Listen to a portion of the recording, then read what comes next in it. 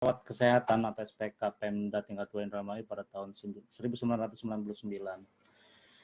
Setelah itu beberapa kali kerja di puskesmas dan atau klinik 24 jam.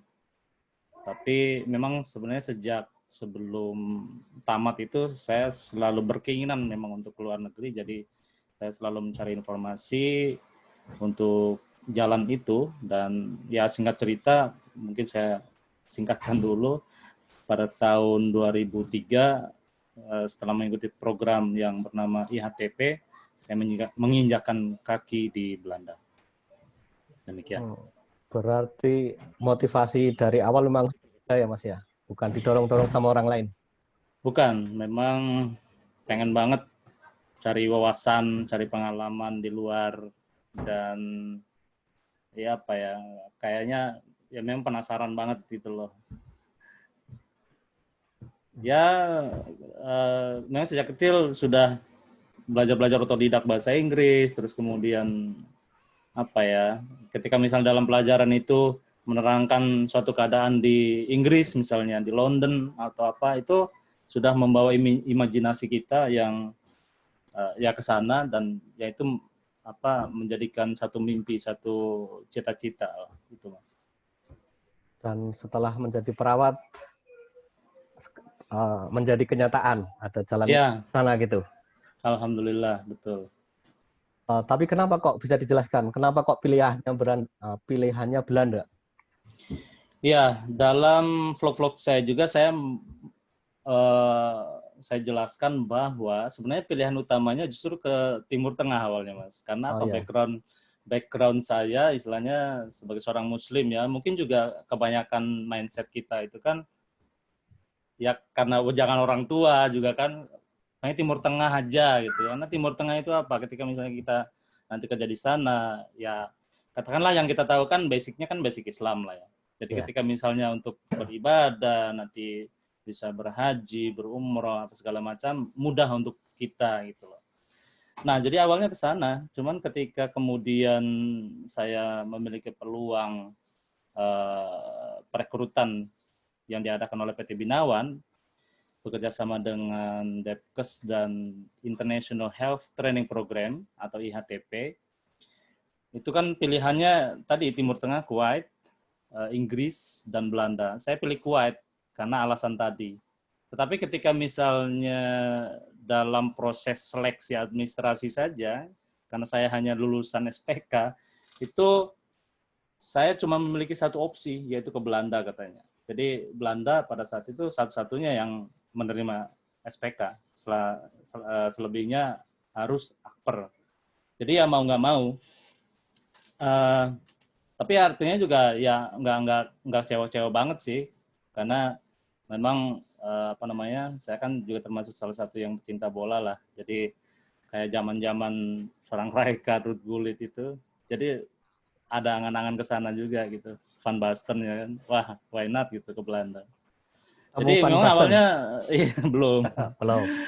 Itu masih jadi target nih untuk ketemu Van Basten. Iyalah, insya Allah. Jadi memang pilihan utamanya Timur Tengah dengan alasan yang tadi, tapi yaitu karena administrasi malah hanya bolehnya ke Belanda. Oke, menarik nih Mas. Dulu lulusan SPK ya? Betul.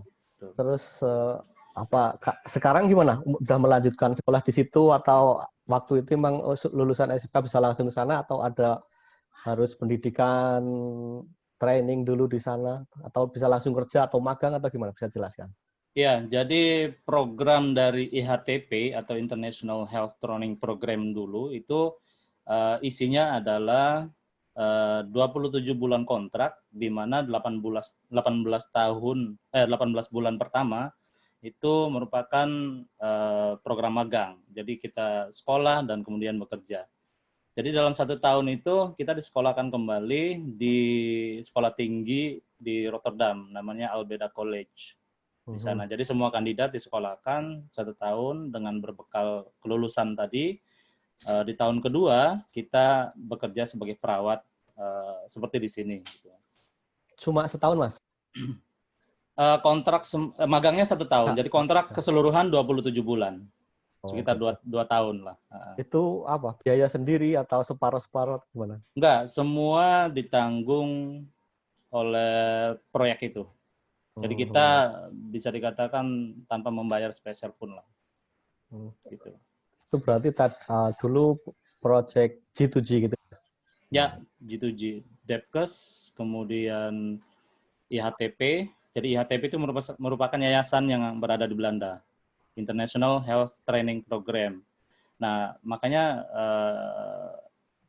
awalnya katanya sebelumnya malah bernama INTP, International Nurses Training Program. Jadi bahkan dari yang lulusan SMA dulu itu akan dididik menjadi perawat di sini dan kemudian dipekerjakan gitu.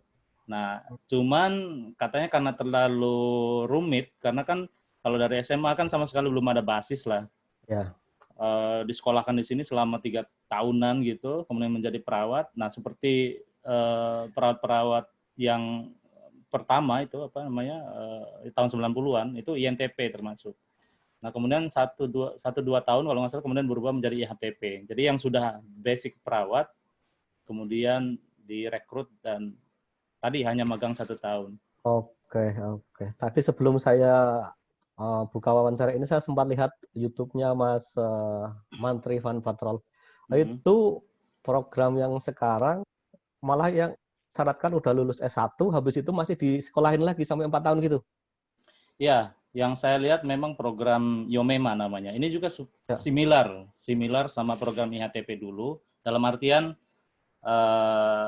Yomema itu merupakan yayasannya, rekruternya lah. Nah, yang sejauh yang saya lihat atau saya pelajari bahwa Yomema ini sebenarnya basisnya sih bukan di Belanda. Ini yang besar itu di Madrid kalau nggak salah. Dan mereka memang sudah bergelut di dalam rekrutmen. Yomema ini kan singkatan dari Your Medical Match kalau nggak salah.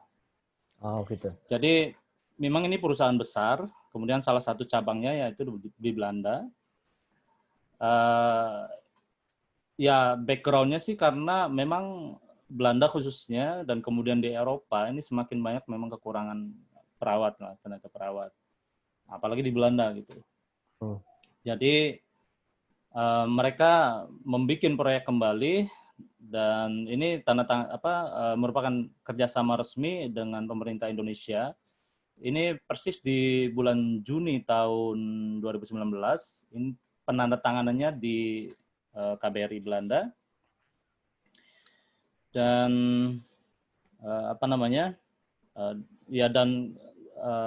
sudah kick off ini, artinya sudah perekrutan bahkan sampai ke batch 4 kalau nggak salah. Jadi ini hanya karena corona saja mereka memang terkendala untuk masuk ke Belandanya. Konon sih rencana awalnya kan Mei. Nah sekarang itu menjadi rencana September untuk masuk. Belum ada yang sampai ke sana? Belum. Jadi tapi programnya awalnya udah jalan? Program sudah jalan. Mereka tinggal berangkat aja katanya yang sampai 4 batch ini. Nanti September direncanakan untuk datang. Nah, kalau pertanyaan tadi misalnya kenapa S1 ya? Memang begini, ketika kita juga kan dulu organisasi kita aktif. Saya termasuk yang pada saat itu dipercaya menjadi pimpinan organisasi. Saya memang bercita-cita dan ya salah satu target utama saya lah untuk bisa kembali membuat proyek semacam IHTP dahulu tuh, Mas.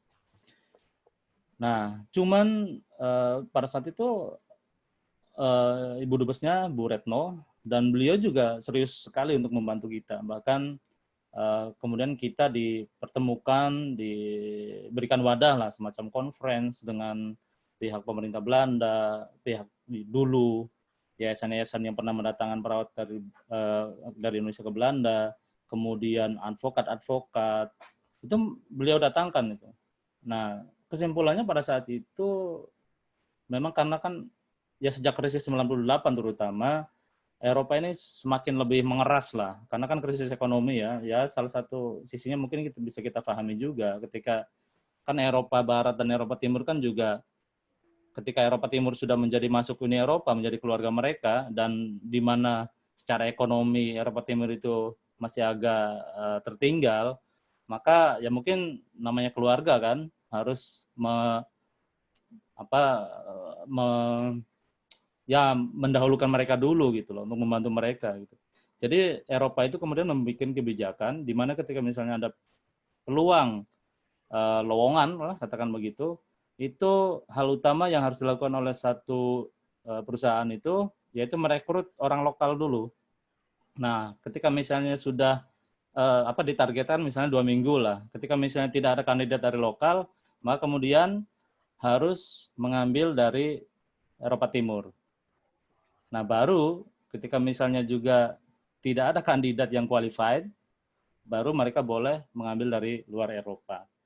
Jadi kita sudah difilter yang sangat inilah gitu, sangat ketat. Sekarang proyeknya sedang jalan, cuma tinggal pemberangkatan. Mas Iya. Oke.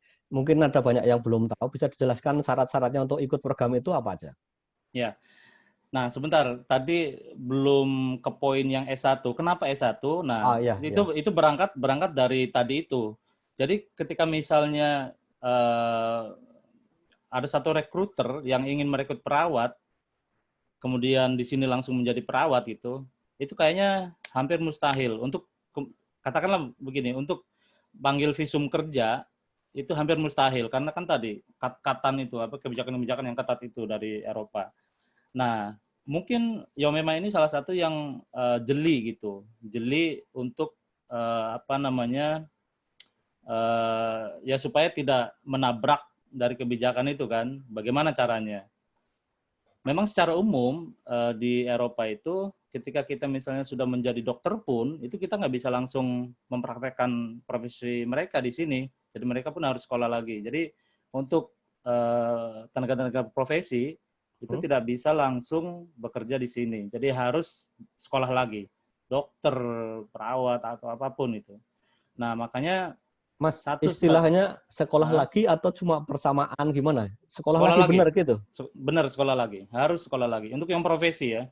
Tapi kalau misalnya yang SMA, misalnya mau melanjutkan sekolah di sini, universitas itu bisa disetarakan. Tapi kalau profesi itu harus sekolah lagi. Oke. Gitu. Nah, jadi ya itu salah satu taktik aja sebenarnya. Pertama taktik lah. Taktik ketika misalnya mereka harus merekrut perawat, kemudian kemudian bekerja sebagai perawat langsung, itu pertama kan udah nggak bisa. Taktiknya adalah dengan penyekolahan lagi. Nah, memang yang Mas Mantri Van Patrol sendiri juga lihat, kalaupun misalnya ini bisa dikatakan menjadi minusnya daripada proyek ini, yaitu mungkin ya, jadi yang sudah menjadi S1 kok dianukan menjadi S1 lagi. Mungkin itu gitu. Tapi kalau kita lihat plusnya itu juga banyak banget. Pertama karena ketika mereka disekolahkan lagi di sini, itu mereka mendapat segala fasilitas yang istilahnya tidak under ini gitu. Misalnya katakanlah secara gaji.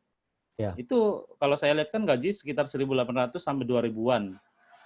Jadi itu bukan skala anak-anak yang di bawah UMR lah katakan gitu. Jadi ini gaji yang juga normal gitu loh. Ya. Kemudian dengan fasilitas apa segala macamnya. Oke. Nah, kalau persyaratan tadi memang S1 kan, kemudian sudah STR, registered, kemudian sudah melalui uji kompetensi. Sejauh yang saya tahu, belum menikah, umur maksimum 32 tahun, dan cara bahasa sih bahasa Inggris, boleh pasif, tapi kalau misalnya juga yang sudah aktif, kemudian sudah memiliki TOEFL atau apa, itu lebih baik lagi. Dan yang penting sih mungkin dari persyaratan-persyaratan administrasi itu, yang paling penting memang komitmen yang tinggi. Niat. Karena nanti ya niat, karena nanti kan akan digembleng untuk mengikuti pendidikan bahasa. Dan ya artinya itu mungkin ya berat secara psikologis, secara apa gitu. Sedangkan kayaknya sih harus keluar dari tempat kerja gitu. Karena kan memang ini butuh fokus yang tinggi. Kayaknya itu. Oke. Terus bahasa Belanda itu gimana? Wajib juga kan?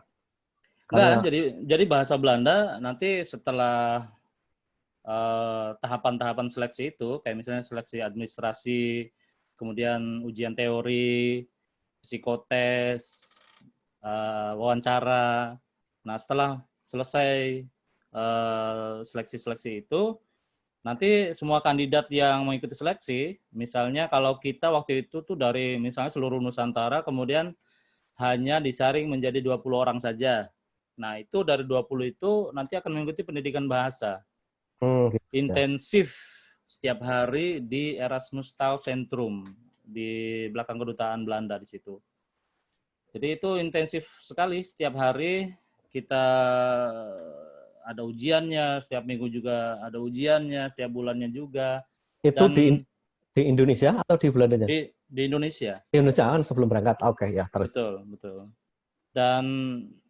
Dan itu pendidikan bahasa itu juga kita masih apa namanya?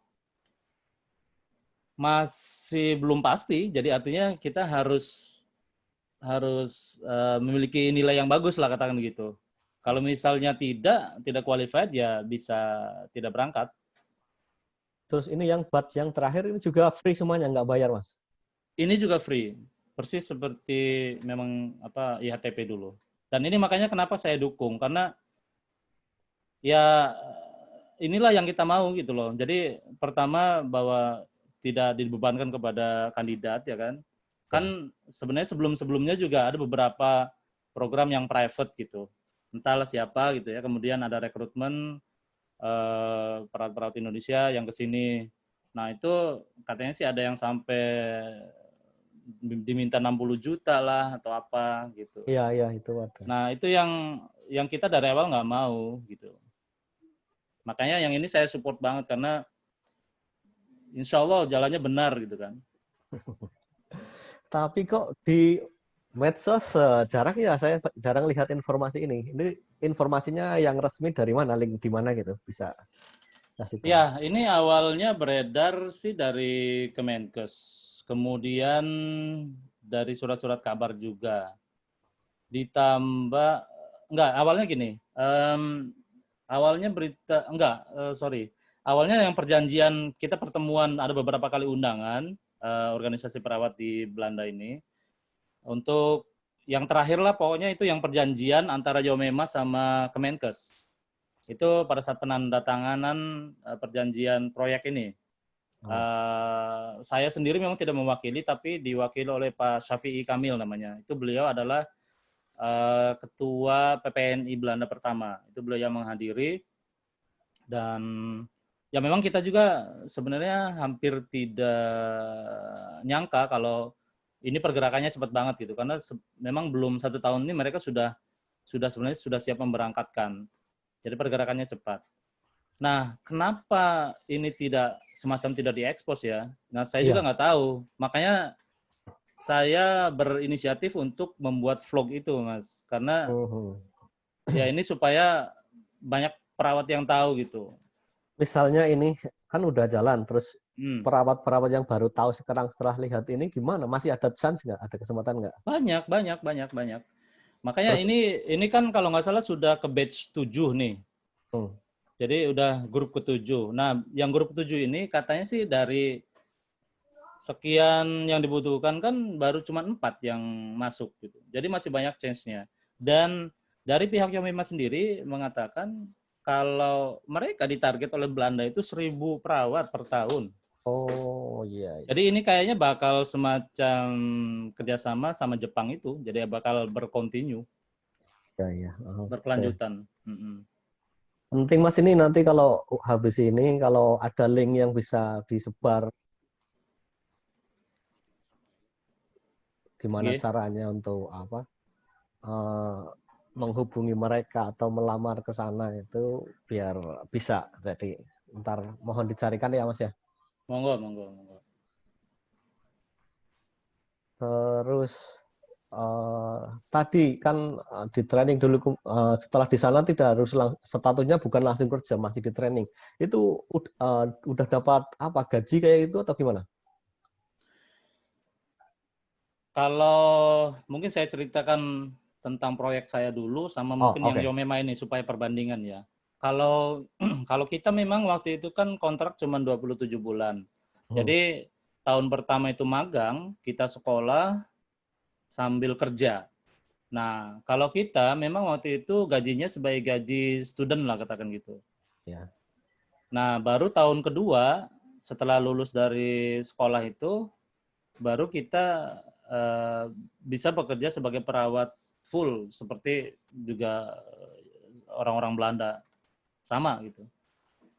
Nah, kalau Yomema ini mereka karena sebenarnya programnya ini program capacity building katanya. Jadi untuk meningkatkan kapasitas lah tenaga profesi kita. Jadi memang sebenarnya program sekolah saja kalau dilihat Oke. dari ininya ya. Jadi Iya, iya. untuk pendidikan menjadi sarjananya, sarjana bachelor perawatannya orang Belanda gitu. Iya, iya. Nah, sisi positifnya, pertama mereka digaji ya tadi 1.800 2.000-an euro. Kemudian memang saya lihat ini Yomema ini serius banget karena apa?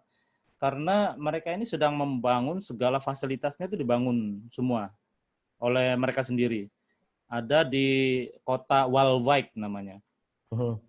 Nah, ini saya juga sudah searching dan ini sudah masuk berita lokal juga. Jadi benar adanya gitu, bukan hanya apa namanya cuap-cuap saja gitu ya. Benar adanya di Waalwijk itu sedang dibangun fasilitas pendidikannya, asramanya, kemudian untuk ya magang atau segala macam. Bahkan dari program-program Yomema itu saya lihat juga kandidat itu nanti kalau misalnya di sini bisa disekolahkan juga untuk mengemudi gitu loh. Itu kan sesuatu yang luar biasa. Soalnya kalau kita harus sendiri ngambil kursus mengemudi itu minimal itu butuh 2.500 3.000-an euro kan Mas. Nah, ini kalau misalnya difasilitasi juga kan luar biasa. Ditambah tadi gajinya 1.800 2.000 itu sudah sangat-sangat inilah gitu. Sudah sangat lebih dari wajar gitu. Memang kita aja yang standar itu ya sekitar segituan, sudah Ya. sama lah gitu.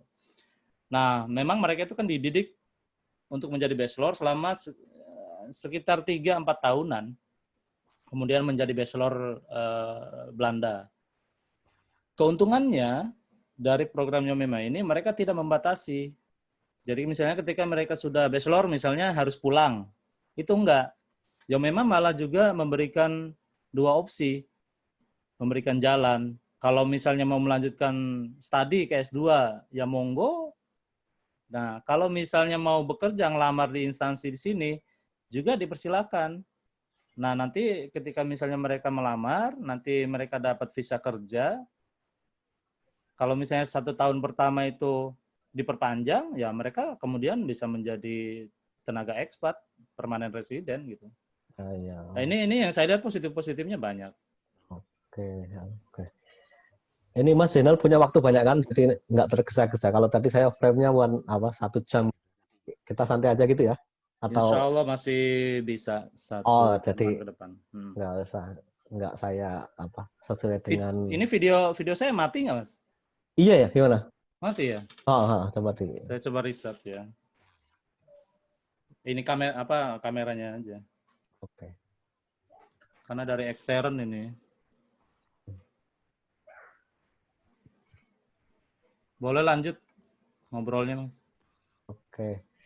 Iya ini Mas untuk memotivasi teman-teman biar mereka ingin ke sana ke Belanda itu mungkin bisa diceritakan keuntungannya, sukanya di sana itu apa, gajinya, fasilitasnya apa atau apa sajalah yang lain yang pada kepengen ke sana. Iya, Belanda mungkin secara dukanya dulu ya. Dukanya dulu. Biar dukanya Oke lah. dulu biar Oke. pahitnya dulu biar enak. Biar siap. Iya. Pertama ini dari cuaca ya. Kalau cuaca emang mungkin tantangan tersendiri lah. Dimana ketika misalnya pada saat musim winter terutama musim dingin, itu kan bisa sebenarnya terakhir sih bisa sampai -15. Tapi Minus. minus Minus 15. 15. Waduh. Iya, tapi itu sebenarnya kalau Belanda sih jarang bisa minus di bawah kayak gitu. Paling minus 3, minus 4 gitu. Tapi yang bikin lebih dingin itu karena angin. Angin yang bikin dingin karena kan kita letaknya itu pertama negara Belanda sendiri kan memang negara yang berada di bawah laut. Itu benar. Kemudian ya sebelahnya kan laut utara gitu. Jadi anginnya angin laut. Itu yang bikin dingin. Ini videonya belum keluar, Mas? Oh. Belum, ini masih lagi sambil di apa? Ini kalau musim dingin Bener-bener. nggak bisa keluar kemana-mana atau masih tetap aktivitas biasa sehari-hari? Masih. Jadi ya tetap harus misalnya kerja, apalagi kalau misalnya dinas pagi, itu kan ya jam 7 harus sudah masuk ya. Ya. Ya tetap. Ya itu makanya saya bilang tantangan. Oke. Karena ya mau nggak mau gitu, kita nggak boleh males-malesan. Tetap disiplin, tetap apa, jam 7 masuk ya harus masuk. Nah, dan jam 7 di sini jangan kita bayangin jam 7 di Indonesia ya, kalau pas musim dingin itu. Jadi jam 7 di sini, kalau musim dingin tuh kayak mungkin jam 4 lah ya, jam 4 subuh Masih gelap gitu ya? Masih gelap, kemudian angin dan udara dingin gitu.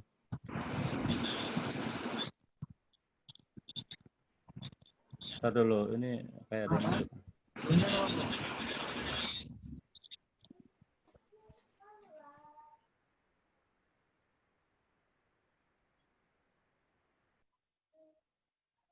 Ini ada yang dari luar mau join ya, Mbak Erna silakan. Tapi saya mute dulu ya, itunya, speakernya, mikrofonnya.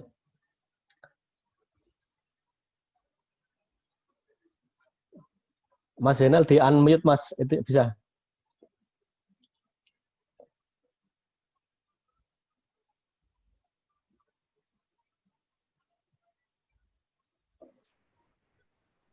Oke.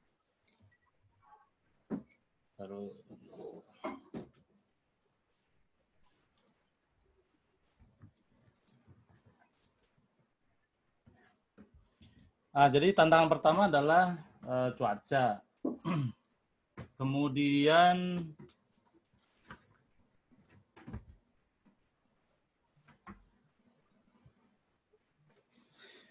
ya tentu budaya lah ya. Kayak misalnya kalau orang Jawa pergi ke Medan misalnya. Kalau orang Belanda itu kan terkenal sebagai negara atau orangnya direct gitu. Jadi kalau misalnya ngomong suka nggak suka itu tanpa ada yang aling-aling lah kan gitu. Ngungkapin aja.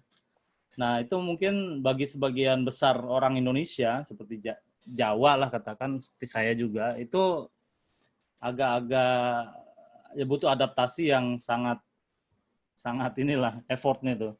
Saya aja istilahnya sampai 5 tahunan lah baru bisa kayak semacam asertif ya, harus bisa mengatakan tidak gitu. Contoh kecil misalnya ya. Kalau kita bertamu atau kita jadi di tempat kerja aja misalnya. Ketika misalnya kita sedang sibuk, kemudian ada kolega yang mengatakan minta bantuan, bisa nggak kamu nolong saya? Gitu kan. Nah, kita kan suka nggak enakan lah. Oke, bisa. Kita bahkan mendahulukan kolega dengan kerjaan kita gitu. Karena kita nggak enak lah, karena kita nggak bisa nolak misalnya. Nah, itu nggak bisa kayak gitu di sini gitu. Jadi kita harus mendahulukan pekerjaan kita dahulu, Mas. Kita harus bisa mengatakan tidak, saya tidak bisa membantu kamu, saya sedang sibuk dengan pekerjaan saya. Kemudian ya contoh mudahnya misalnya ditawarin kamu mau kopi apa teh atau mau minum apa gitu kan. Nah, kita kan karena kebiasaan, udahlah jangan repot-repot, apa aja lah gitu kan. Nah, itu buat orang sini malah bingung gitu loh. Jadi kamu maunya apa? Mau kopi apa teh? Gitu. Iya. Itu yang simpel-simpel kayak gitu. Itu kayaknya di mana saja kecuali di Indonesia, Mas. Di Arab juga kayak gitu. Iya ya. Tanya apa bilang gitu. Nggak suka bilang nggak suka. Oke. Itu ya kayak gitu lah. Cuma di Indonesia terserah tuan rumah. Iya, jadi malah bingung kan. Nah, tantangan dua tadi ya bahasa lah. Ya kultur dan kemudian bahasa. Bahasa yang saya pribadi alami dari hasil pendidikan yang sudah sedemikian intensifnya saja gitu, itu masih belum apa-apa di sini gitu Mas.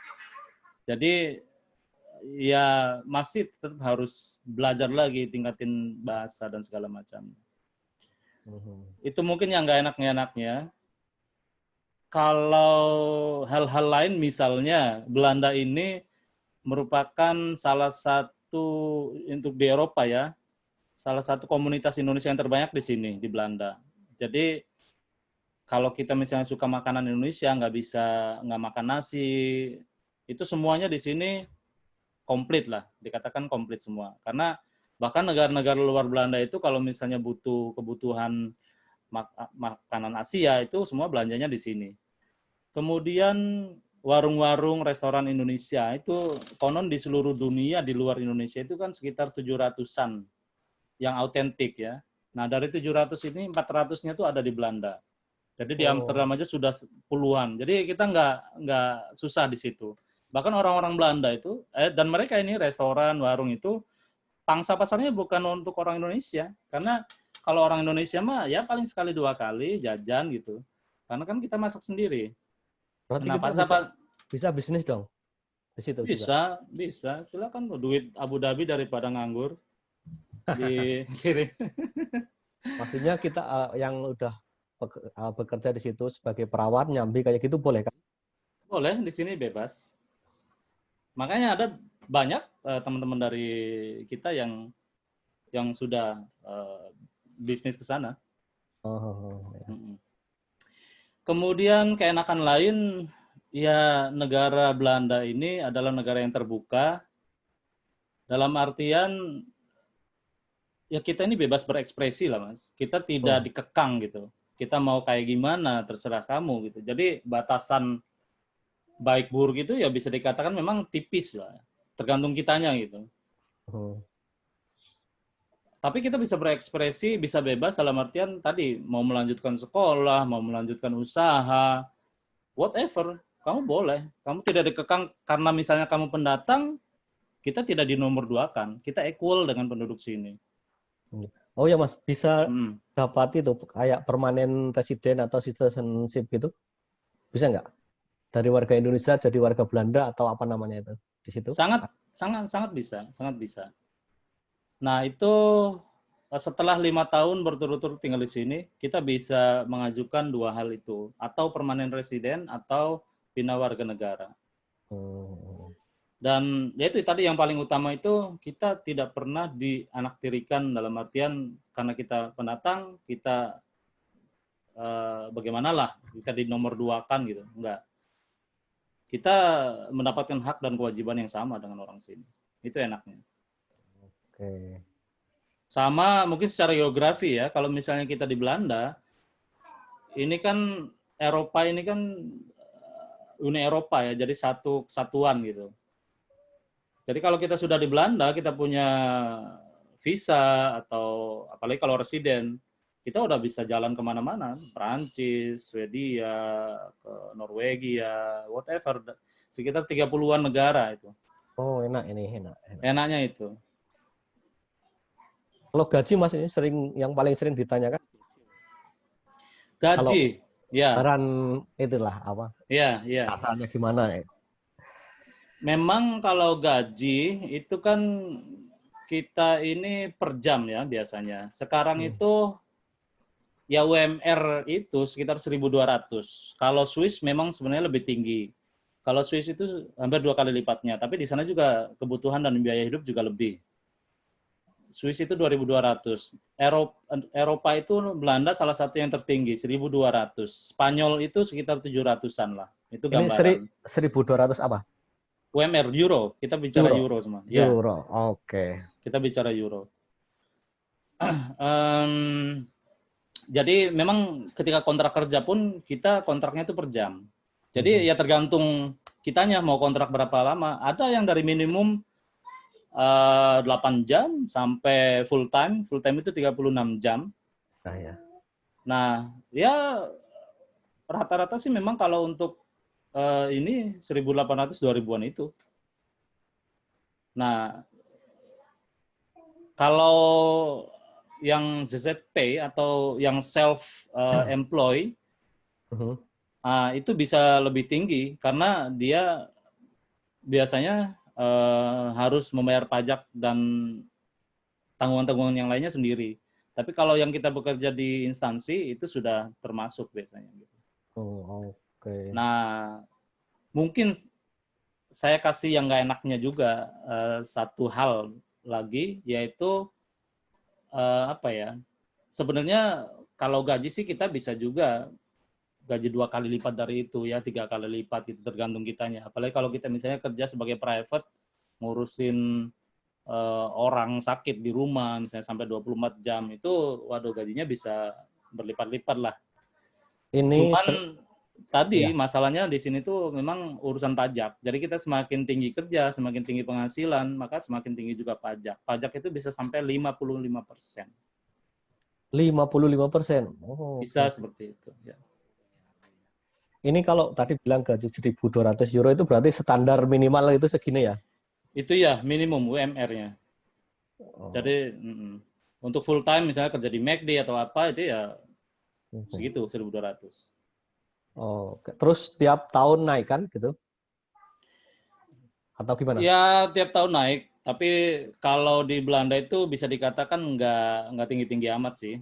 Bahkan lebih tinggi dari Indonesia. Ketika misalnya kaum buruh berdemo itu kan naiknya bisa 10-30% gitu ya. Kalau di sini tuh untuk naik 3% aja itu sudah sudah lumayan. Oh, Tapi apa namanya untuk gaji ini sudah ada panduannya khusus ya, namanya itu CAO lah. Jadi CAO ini adalah rangkuman kayak semacam buku undang-undang ya, tentang ya. masalah gaji.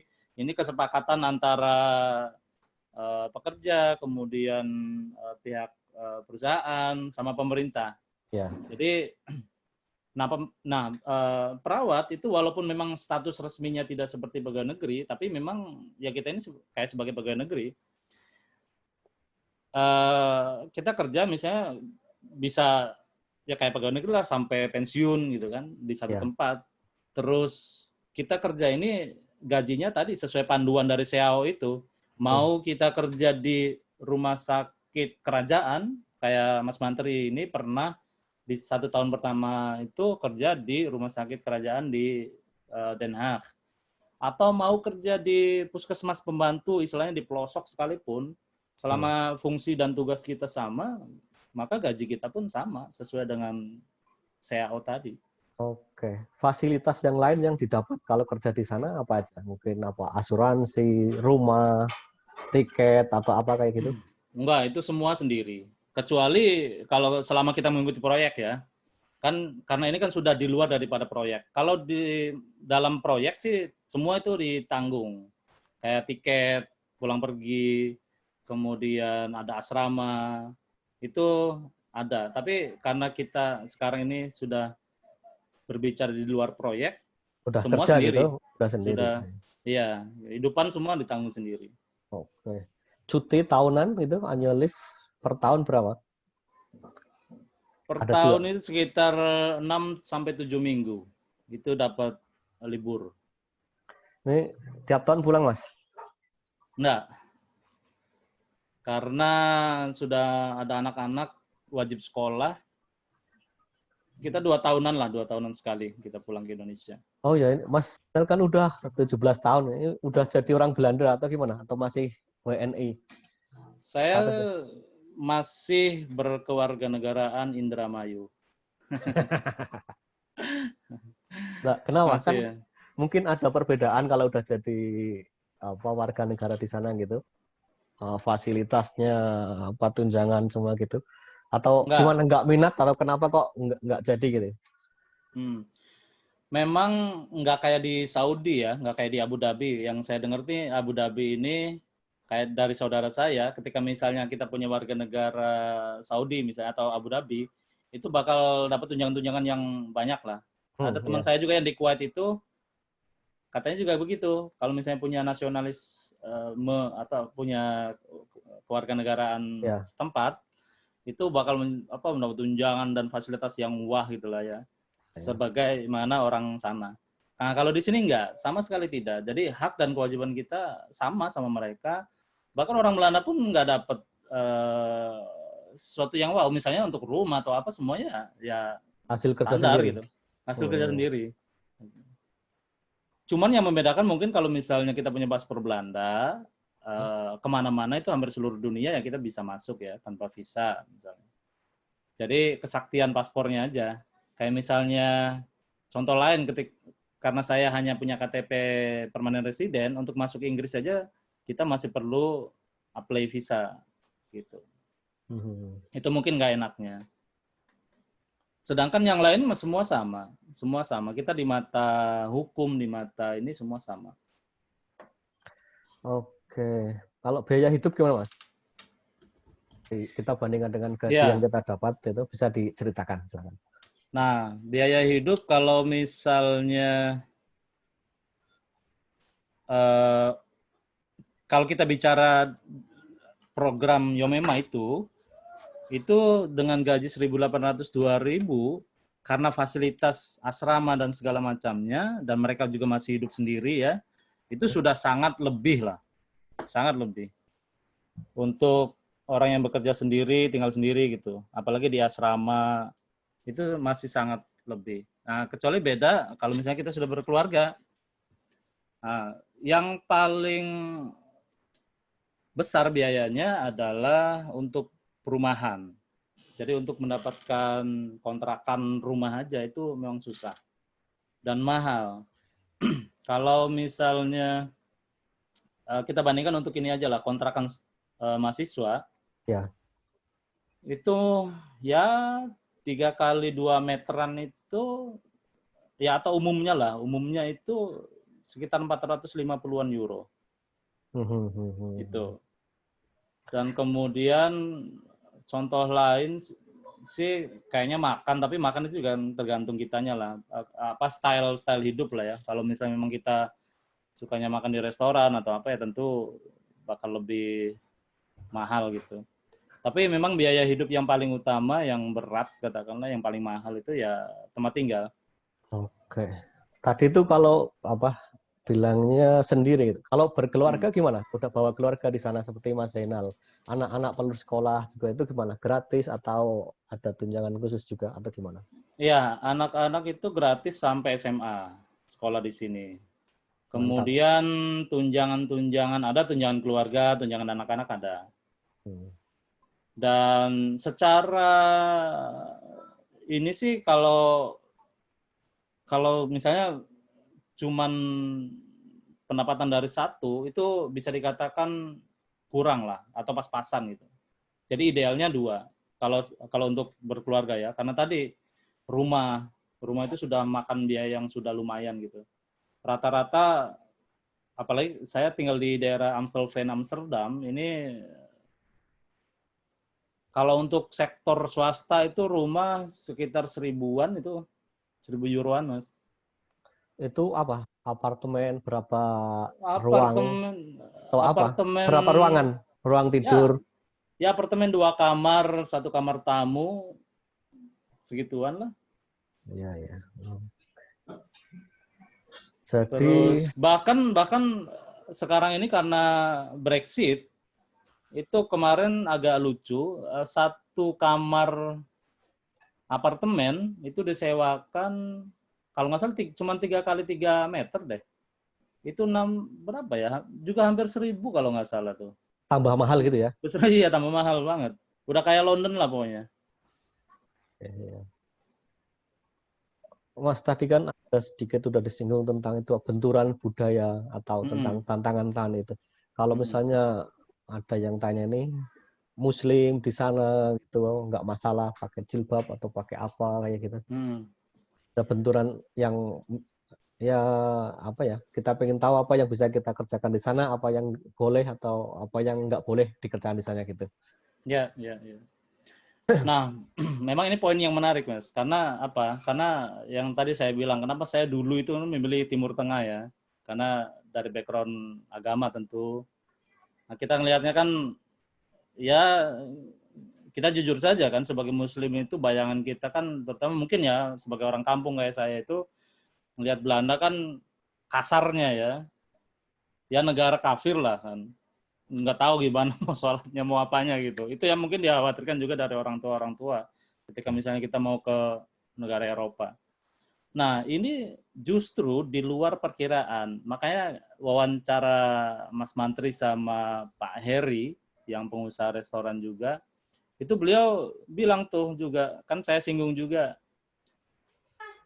Beliau mengatakan, waduh katanya, kalau misalnya ibadah di Belanda ini susah katanya, saya 1 tahun aja udah pulang. Gitu. Itu satu kata-kata yang istilahnya sudah menggambarkan ya, tegas dan menggambarkan semua. Jadi memang ini di luar dugaan, Mas. Karena di Belanda justru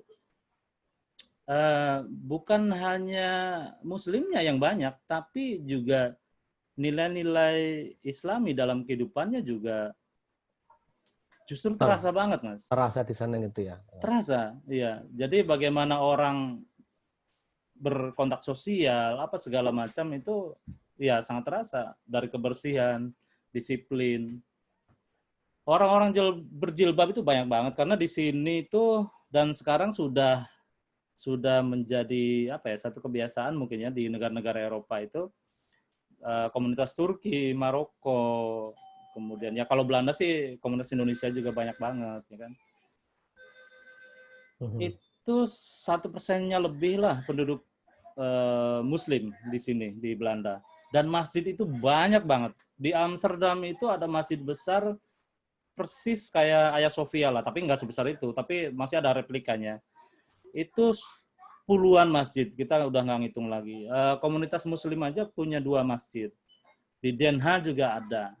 Pokoknya di Rotterdam itu bahkan katanya sih masjid terbesar se-Eropa, itu ada di Rotterdam. Di Den Haag itu ada pasar terbesar se-Eropa juga, pasar tumpah itu. Dan itu isinya ya Maroko, Turki, itu udah kayak, saya sih ngerasanya kayak di Maroko atau di Arab lah gitu ya. Nah kalau misalnya di tempat kerja, justru ketika misalnya ada satu tempat kerja yang menolak kita, kecuali kalau laki-laki ya, yang menolak kita berjilbab, itu bisa dituntut sebagai tindakan diskriminasi. Dan kita akan dimenangkan oleh ini. Jadi artinya kita itu equal. Kamu mau, artinya seseorang siapapun gitu, nggak boleh menolak kita atau mendiskriminasi kita hanya karena kita pakai jilbab. Kecuali karena kompetensi apa segala macam, itu kan ya tentu wajar. Iya, oke. Sampai sekarang udah berapa jumlah perawat orang Indonesia di sana, Mas? Menurut data dari organisasi sih dulu tuh sekitar 300-an lah yang aktif.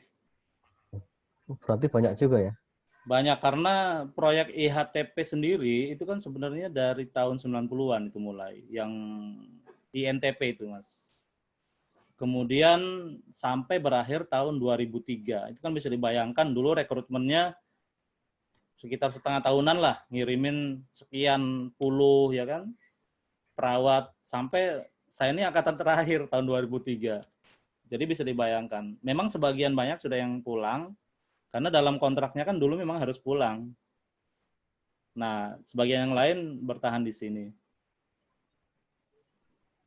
Itu. Ada apa udah terbentuk ya? Sekarang kan ada apa kalau di Emirat itu ada DPLN, Dewan Perwakilan Luar Negeri untuk PPNE. Udah dibentuk gitu belum di sana? Ini kayaknya ceritanya agak-agak complicated dan agak gimana ya. Karena pada zamannya Prof. Akhiriani itu kita sudah dibentuk PPNI Belanda. Diresmikan di KBRI Belanda. Waktu itu ketua pertama adalah Pak Syafi'i Kamil yang saya sebutkan tadi. Nah, cuman sejak pergantian Ibu Yani ini mulai kendor dan mulai agak gimana-gimana gitu. Sekarang masih jalan nggak? Nggak, secara formal itu nggak. Konon sih terakhir itu ada semacam masalah komunikasi atau apalah. Jadi antara hidup dan mati. Mungkin kalau mau dihidupkan lagi, saya kenal sama Bapak ketumnya, mungkin saya bisa mengkomunikasikan, bisa menjawab nih. Kalau Sebenarnya gini Mas, kalau mau. dari beberapa ketua terdahulu itu kan kayak Ibu Rini itu sudah menemui DPP PNI langsung Jakarta sama Pak siapa sih yang sekarang itu? Harif Fadilah. Pak Harif. Kemudian yang terakhir ini ketua yang sekarang itu Pak Dian Syahroni juga konon katanya terakhir juga ada pembicaraan ke sana. Cuman kayaknya ada something lah. Saya juga mungkin kurang ini ya. Ada tarik menarik apa gitu yang jadi kendala.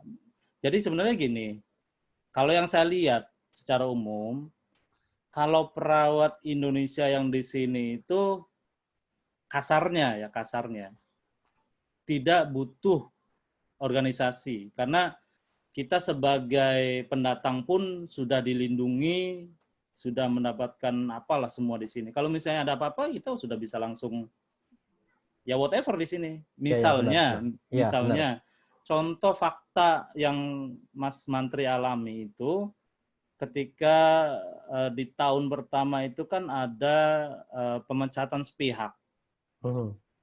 Itu kita bisa menyewa advokat dengan bantuan Dinas Sosial Belanda, Mas.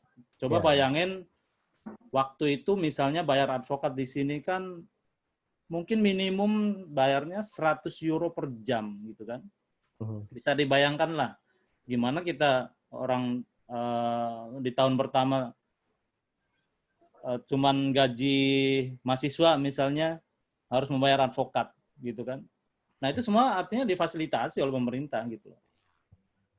Nah, jadi kalau yang saya lihat seperti itu, secara kasarnya perawat sini tuh sebenarnya nggak butuh PPNI, cuman kita beriktikat baik untuk membantu teman-teman sejawat perawat yang di Indonesia, ya banyak hal lah, misalnya untuk meningkatkan kesejahteraan, membantu ya apapun. Ya karena memang organisasinya perawat itu ya PPNI, ya kita juga ingin membantu PPNI gitu. Kalau masalah license registrasi di situ nggak perlu lagi dari STR dari Indonesia yang valid kayak gitu dari country of origin, udah nggak perlu lagi. Berarti nggak masalah. Kalau dulu nggak, cuman kalau yang sekarang kan memang iya, karena sudah menjadi persyaratan kan. Nah kalau dulu kan karena program ini dan kita disekolahkan di sini ya kita udah terregistrasi di sini gitu. Ya, jadi nggak perlu STR dari Indonesia lagi gitu. Batch terakhir yang sampai ke Belanda tahun berapa? Ya kalau untuk IHTP ya, kalau untuk IHTP itu tahun 2003 saya ini. Udah itu yang terakhir, yang sekarang yang baru datang itu dari mana saja gitu belum ada atau gimana? Yang saya baru, singgung, yang saya singgung kalau untuk baru sih belum ada. Tapi sebelumnya itu sudah ada yang saya singgung melalui private ya, yang private. Entahlah siapa yang main gitu kan. Tahun 2010-an kalau nggak salah ada di Eindhoven gitu. Mereka coba merekrut yang ex Belanda. Tapi kemudian juga kayaknya tidak jalan lagi. Mungkin yang paling terakhir itu 2 tahunan yang lalu lah. Yang konon sampai minta 60-an juta itu yang saya dengar. Nah, itu juga tidak ada kelanjutan lagi. Nah, makanya saya sendiri Mas Mantri itu kan karena ini mainan private, saya nggak mau mendukung ikutan gitu kan. Nah, makanya ketika saya melihat ini ada program Yomema yang ya hampir mirip lah sama IATP, kita kandidat itu juga free of charge, kita dikasih pendidikan segala macam, ya saya dukung lewat vlog saya ini. Karena saya lihat itu juga tadi katanya sih Yomema itu mereka datang ke stikes sih Mas, ke stikes untuk mengkampanyekan program ini. Cuman mungkin kendala corona atau apa ya. Tapi dari sosial online sendiri memang saya sendiri juga memang agak kesulitan untuk mencari informasi lebih itu. Tapi ya lewat via itu di grup perawat-perawat itu kemudian kita mendapatkan ya kontaknya lah. Dan dari situ kemudian yang terakhir karena saya ikut kebetulan melihat webinarnya secara lengkap, Ya makanya saya juga unggah di vlog. Ini karena supaya semua perawat yang di Indonesia ini tahu ini ada kesempatan gitu. Dan saya dukung banget ini kesempatan karena yang saya lihat ya banyak baiknya gitu.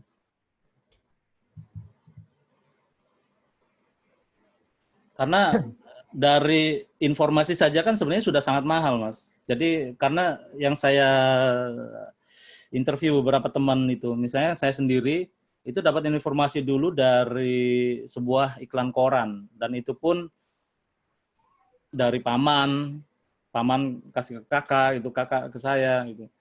Jadi artinya untuk mendapatkan informasinya saja sudah sangat mahal. Karena sebelumnya saya untuk mencari informasi itu ya ke seseorang lah atau ke bahkan rumah sakit di Jakarta yang terkenal, toh kemudian ada oknum yang main dan kena tipu lah katakan misalnya gitu. Ya, ya, ya. Nah makanya saya nggak mau nih ada perawat-perawat yang mengalami hal semacam itu.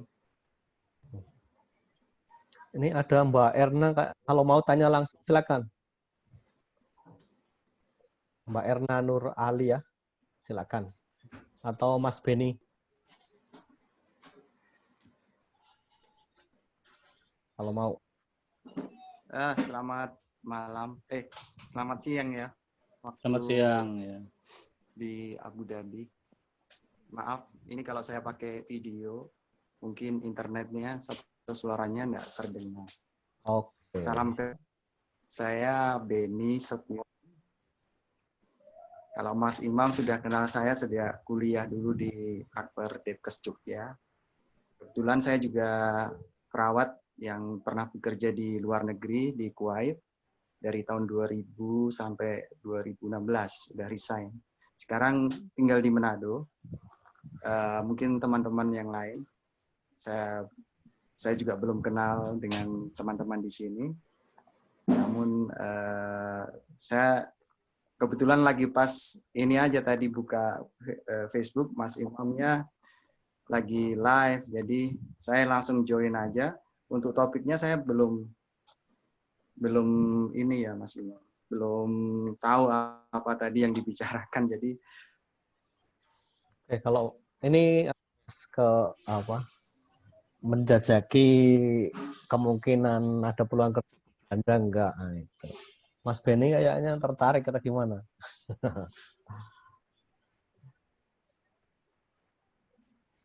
Halo? Ayo Mas, lanjut.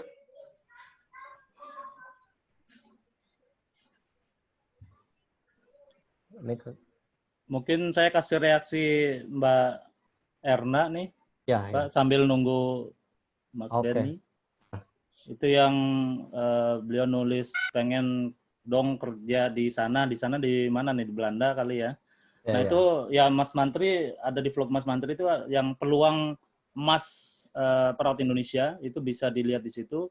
Saya juga kasih penjelasan juga dari pihak Yomemanya juga, ada penjelasannya di sana. Dan apa namanya, ya kemudian pendapat saya tentang program ini gitu. Bisa Mbak mungkin untuk informasi awal bisa lihat di situ. Nanti kalau misalnya ada yang belum jelas ya bisa ditanyakan. Nanti di sana juga ada kontak personnya dari pihak Yomema atau ke Mas Mantri juga bisa. Nah mungkin perlu diketahui bahwa saya sendiri bukan bagian dari rekruter ya. Saya cuman perantara lah, seorang yang concern supaya ini banyak perawat yang tahu supaya mengambil kesempatan ini gitu loh. Karena saya menyadari betul bahwa ya gimana sih kita itu perawat di Indonesia ya kan dengan keadaan yang sungguhnya di sana lah kita tahu semua. Nah kalau misalnya berapa lama belajar bahasanya, kalau tidak salah sih yang dari program Yomema ini 6 bulan. Kalau saya sendiri dulu IHTP itu sekitar 3 bulanan. Nah jadi program Yomema itu pendidikan bahasa Belanda 6 bulan. Apa nggak bisa pakai bahasa Inggris saja? Itu nggak bisa. Karena di sini diwajibkan bahasa Belanda. Dan bahasa Belandanya juga ya harus standar sini. Makanya kenapa pendidikannya pun harus di Erasmus Taalsentrum. Itu karena lembaga yang diakui oleh Belanda. Jadi kalau misalnya kita cuma kursus saja di mana, itu ya tetap harus mengikuti pendidikannya. Nah, kalau misalnya kalau perawat Indonesia di sana kerjanya langsung ke pasien tindakan gitu kan, iya sama. Kalau secara ini sama, cuman eh, effort kerja mungkin di Belanda itu nggak kayak di Indonesia yang mungkin kalau di rumah sakit swasta sih mungkin kayaknya sudah bagus ya, tapi kalau kebanyakan di daerah atau apa saya lihat kan masih agak nyantai atau apa. Kalau di sini ya lumayan bisa dikatakan kerja keras lah. Nah, kalau misalnya ranah kerjanya, kalau yang saya mengerti dari programnya Mema, ya nanti dilihat bisa macam-macam tergantung di mana yang dibutuhkan. Jadi ya bisa di rumah sakit, bisa di home nursing. Nah, cuman untuk program Yomema tadi, ini program capacity building, jadi memang lebih ke magang untuk pendidikan bachelor, gitu. Jadi kayaknya memang ada batasan-batasan, jadi tidak bekerja sebagai perawat full, dalam artian ya ada batasan-batasan untuk tindakan keperawatan dan segala macamnya. Gitu. Nah, kalau misalnya ini juga yang menjadi PR saya nih, Mas. Saya pengen memberikan gambaran tentang home nursing ya, atau panti jompo gitu. Kan kita banyak di mindset kita ini home nursing itu panti jompo. Panti jompo ya seperti di Indonesia lah. Home care Nah, gitu ini mungkin. Atau di sana istilahnya home nursing gitu. ya ada home nursing dan nursing home, dua-duanya ada sebenarnya. Oh gitu, oke. Ya home care lah. Nah, ya sama nursing home juga sama untuk orang-orang tua, cuman memang mereka yang tinggal di rumah gitu biasanya. Ya. Tapi artinya yang ingin saya tekankan bahwa perawatan orang tua itu bukan panti jompo gitu. Ini sangat berbeda jauh gitu. Karena apa? Karena ini juga menjadi bagian daripada dinas atau departemen kesehatan, di mana di home care itu terdapat multidisiplin, ada dokternya, dan dokternya pun spesialisasi. Mereka bukan hanya dokter umum ya. Kemudian ada dietisnya, ada fisioterapeutnya, pokoknya multidisiplin, semua ada. Ada maatschappelijk namanya. Maatschappelijk itu mereka biasanya penghubung klien, kemudian ke pemerintah, untuk misalnya ketika seseorang itu butuh alat-alat penunjang kesehatan dia, kayak misalnya kursi roda lah, atau alat pengangkat ya, till lift itu pekerjaannya maatschappelijk. Nah, ini yang sebenarnya masih menjadi PR saya, supaya kita lebih jelas bahwa kalaupun kita misalnya kerja di panti jompo atau home care itu bukan sesuatu yang, kan kalau saya ngelihatnya kesannya ini banyak dari perawat kita yang kayak malu atau kayak apa gitu. Jadi ya enggak, ini tuh kita sebagai perawat profesional gitu. Ya. Jadi sama saja. Cuman karena orang tua kenapa ya? Karena negara-negara maju itu kan dominasinya orang tua. Gitu. Sama juga di sini juga sekarang sedang tren di Abu Dhabi itu home care. Ini belakangan 2 tahun ini udah sama dengan fasilitas yang di rumah, pelayanan keperawatan yang melibatkan grup tim, tidak hanya perawat, dokter, itu berkunjung ke rumah-rumah juga. Istilah kita di sini ya home care nursing gitu. Jadi gajinya sama juga dengan yang kerja di di ICU, di emergency, sama juga. Betul, sama. Ya seperti di sini juga tadi acuannya CAO tadi. Jadi mau kerja di manapun selama kita, ya kalau pegawai negeri golongannya ya, kalau golongan itu ya mau manapun ya sama. Ya. Oke, Mas, kalau tanya yang paling gampang kalau mau kerja ke sana itu lewat mana? Kalau mau kerja di Belanda? Iya. Atau satu-satunya cuma itu doang? Satu-satunya untuk saat ini ya memang itu. Yomema. Oke. Maksudnya mungkin ya dari yang private, mungkin ya kalau di Indonesia ada yang berkembang, ada yang ngaku-ngaku bisa merekrut, ya kan, bisa Mungkin ada, tapi kalau saya sih tidak menyarankan. Jadi yang saya sarankan ya Yomema ini. Karena jalurnya resmi dan benar gitu. Oke. Untuk apa biar menjadi tertarik itu alasan yang paling kuat Belanda atau apa yang paling di Mas Mantri di Belanda sehingga merekomendasikan perawat Indonesia ke sana? Pertama tadi secara geografis Belanda itu enak gitu. Ya bisa jalan-jalan kalau yang suka jalan-jalan ya bisa jalan-jalan ke seluruh negara Eropa. Kemudian kalau kita suka ngumpul-ngumpul atau nggak makan nasi, kan Eropa kita ngebayangnya, aduh makannya gimana mungkin ya. Ini jangan khawatir, restoran apa banyak di sini, alat-alat bahan makanan juga banyak. Komunitas Indonesia yang terbanyak ngumpulnya ya di Belanda, dari seluruh Eropa. Jadi kemanapun itu udah ketemu orang Belanda. Banyak, orang Indonesia. Iya. Dan bahkan orang Belandanya pun, misalnya kadang gitu, bukan kadang sih, sering kayak turis-turis, pendatang, kita pun misalnya datang turun aja dari Bandar Schiphol, itu yang pemeriksa pihak imigrasinya misalnya, melihat paspor Indonesia, selamat datang, bilangnya gitu. Atau selamat pagi. Pokoknya memang orang Belanda itu diakui atau tidak, mau nggak mau itu mereka, ya kita ini sudah satu, apa ya, ada satu ikatan emosi, ikatan darah, ikatan apa gitu. Makanya saya bilang juga kayak misalnya restoran atau warung-warung Indonesia, itu pangsa pasarnya bukan untuk orang Indonesia, tapi orang Belanda. Karena mereka tuh makan nasi goreng, makan rendang, makan kerupuk, makan tempe, itu sudah kebiasaan mereka. Itu karena 350 tahun menjajah kita atau gimana? Ya salah satunya begitu. Dan ya. Dan pokoknya mereka walaupun wajah bule misalnya, itu orang tuanya lah, ya? salah satu dari mereka itu pasti orang Indonesia lah, atau omanya atau opanya gitu. Jadi mereka tuh suka misalnya kalau kumpul-kumpul keluarga itu pasti dimasakin masakan Indonesia apa kayak gitu. Jadi memang selalu ada hubungannya itu. Mas Mantri udah kemana saja nih ke Eropa? Berapa negara udah di? Kalau saya ya Belgia, Prancis, Spanyol, kemudian Monaco, Andorra, Eropa Timur kecuali Polandia dan Balkan sana belum. Selebihnya sudah. Alhamdulillah Italia. Berapa lama lagi masih mau bertahan di sana atau sampai pensiun? Iya.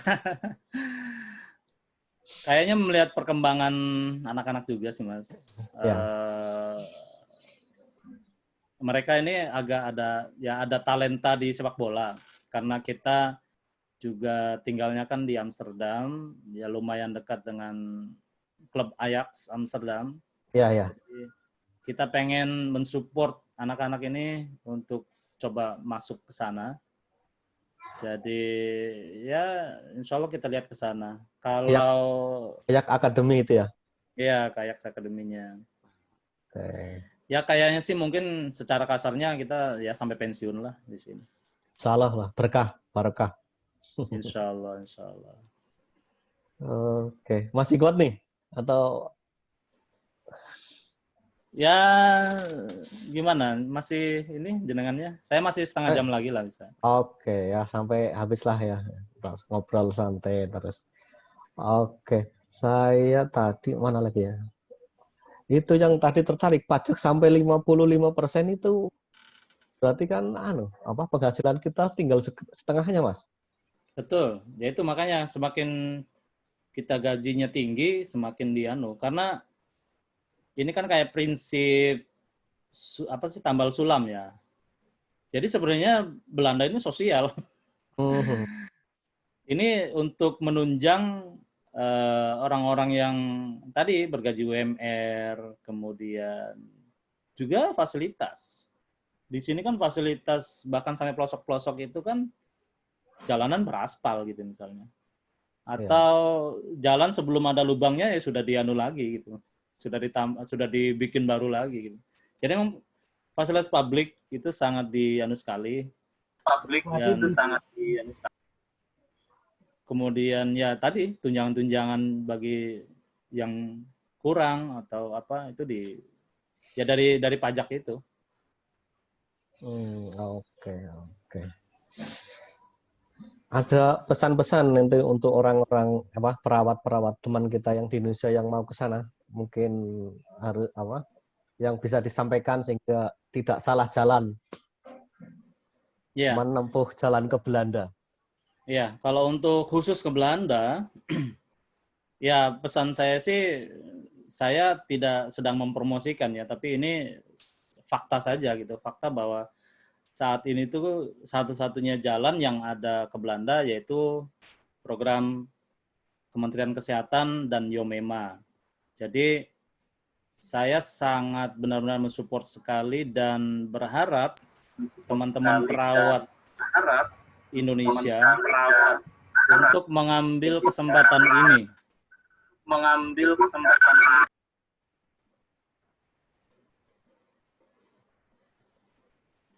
Tes lanjut. Ya, lanjut. Untuk mengambil kesempatan ini, karena ini kesempatan yang bisa dikatakan langka, karena kita sudah mencoba beberapa tahun yang lalu untuk membuat ya peluang semacam ini gitu. Dan alhamdulillah ada Yomema yang mengambil inisiatif. Bentar, Pak.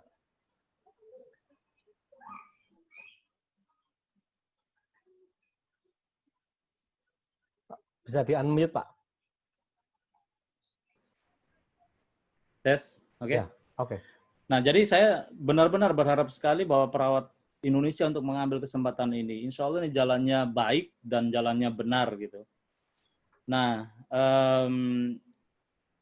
sebagaimana yang saya utarakan mungkin di awal bahwa mereka sangat serius sekali. Belanda memang sangat membutuhkan. Ini bahkan ditarget 1.000 perawat per tahunnya untuk untuk bisa direkrut gitu. Ini masih banyak sekali dibutuhkan. Kemudian pesan secara umum sih motivasi. Kenapa misalnya saya juga membuat vlog?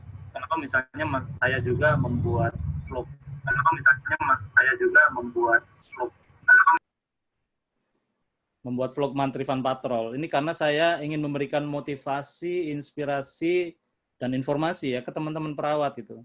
Motivasi dalam hal apa? Ini bukan hanya tentang saya juga, makanya saya mewawancarai juga teman-teman perawat yang lain ya. Itu inti utamanya saya ingin meningkatkan kepercayaan diri ke teman-teman perawat Indonesia bahwa kita perawat Indonesia itu nggak kalah dari perawat-perawat luar, bahkan perawat bule pun gitu. Karena saya ya di Belanda pun saya sudah kasih beberapa contoh lah. Mereka yang tadinya SPK misalnya datang ke sini atau hanya lulusan akper lah mungkin maksimum gitu. Tapi mereka kemudian sudah sekolah lagi menjadi perawat spesialis. Kemudian sekarang tuh sudah ada yang menjadi dosen perawat bahkan. Jadi yang memberikan pendidikan ke perawat-perawat bule gitu. Ada yang sudah menjadi supervisor dan kita itu ya minimal sudah menjadi supervisor. Kita sebagai perawat biasa pun di ruangan itu kita minimal itu menjadi pembimbing gitu. Pembimbing perawat-perawat bule yang mereka mau jadi perawat, ya. Bahkan di sini tuh kalau misalnya koas pun itu di bawah kita. Jadi kita yang membawai koas. Gitu. Dan ya ini ya pokoknya ini bukti autentik lah bahwa perawat kita itu sangat disukai. Kita mampu bukan hanya menyeimbangi perawat-perawat bule, tapi kita bisa di atas mereka. Oke, mantap. Kayak gitu, semangat, jangan minder, nggak boleh minder. Kita bisa, Anda bisa. Karir perawat tertinggi yang dari Indonesia sementara ini apa di sana? Perawat tertinggi dari Indonesia maksudnya gimana, Mas? Maksudnya karir tinggi yang sekarang unit nursing manager, supervisor atau kepala bangsal kayak gitu? ada kayak gitu? Iya, ada semua. Ada yang pokoknya sudah menjadi di atasnya spesialis, misalnya spesialis paru, ya kemudian subspesialisnya lagi, ada yang di ICU, ada yang di paru, ada yang anak gitu. Kemudian supervisor, manager, sudah banyak sekali. Sudah banyak Komplit sekali. lah kita. Saya sendiri pun sebenarnya sudah pernah melanjutkan ke ya bachelornya sebenarnya, bachelor manajemen di kesehatan, cuman saya belum selesai karena waktu itu anak kedua lahir dan kita karena kan semua di sini harus nganu sendiri semuanya. Saya sedemikian Istri juga sibuk. perawat? Istri sebenarnya perawat. Nah, ini uniknya. Karena istri itu memang belum atau kesini itu kan karena tidak melalui program ya, tidak melalui proyek gitu. Dan ya memang untuk step by step juga karena setelah menikah sini kemudian punya anak apa segala macam, jadi by step juga. Pengalaman banyak malah di Timur Tengah mas, istri itu. Sekarang kerja juga? Sekarang kerja ya. Oke, ini udah 1,5 jam lebih ini. Wah, pengennya ngobrol lama, cuma ini ada acara yang lain. Iya, siap. Saya juga sudah. Iya. Terima kasih sekali Mas Zainal. Insya Allah kapan-kapan lanjut lagi sesuai dengan request dari teman-teman di Indonesia. Apa informasi yang perlu kita sampaikan, ya akan kita sampaikan lewat YouTube atau Facebook ya gitu. Dan siap. saya senang sekali dengan Mas Zainal ya. Saya udah subscribe di YouTube juga. Ya, mungkin Mas untuk kalian bisa sampaikan itu channel YouTube atau apa biar teman-teman yang lain yang lihat bisa memfollow ikut jadi subscriber. Ya, terima kasih atas kesempatannya Mas. Ya, bagi teman-teman perawat yang ingin mengikuti vlog saya yaitu Mantri Fun Patrol. Ya, kita motonya itu vlog yang informatif, inspiratif dan motivatif. Karena ya tadi kita ingin memberikan informasi-informasi khususnya mungkin tentang peluang perawat ya, tentang peluang perawat yang ke Belanda. Ini akan kita selalu update, terus ya informasi mungkin kalau misalnya ada peluang perawat yang lain juga pasti gitu. Kemudian inspirasi dan motivasi. Ya tadi kita inspirasi mungkin dari teman-teman yang lain, perawat-perawat yang ada di Belanda ini. Karena mereka selain juga menjadi perawat, kemudian mereka bahkan sudah melakukan step yang lebih, misalnya kemudian berusaha ya kan, menjadi pengusaha sekarang. Kemudian tadi yang misalnya kemudian sekolah lagi, apalagi. Nah, ya motivasi dari teman-teman juga dari kita bahwa misalnya salah satu yang kita ingin kasih pesan adalah kita nggak boleh minder, percaya karena Anda itu mampu. Kita nggak cuma bisa ngimbangi, tapi juga bisa lebih dari itu. Silakan follow di Mantri Fun Patrol vlognya namanya. Ya mudah-mudahan vlog ini bermanfaat buat kita semuanya. Amin. Oke, terima kasih banyak Mas atas waktunya dan ceritanya. Jasa khair. Semoga bermanfaat bagi kita semuanya dan khususnya bagi mereka para perawat Indonesia yang kepengen kerja ke luar negeri, khususnya ke negeri Belanda. Siap, sama-sama. Saya juga mengucapkan terima kasih kesempatannya. Salam untuk keluarga dan salam untuk semuanya yang sudah bergabung. Oke. Terima kasih Mas Imam. Ya. Kita cukupkan sampai di sini. Terima kasih juga ada teman-teman yang udah ikut lihat di Facebook dan di YouTube. Terima kasih. Assalamualaikum warahmatullahi wabarakatuh. Waalaikumsalam warahmatullahi wabarakatuh.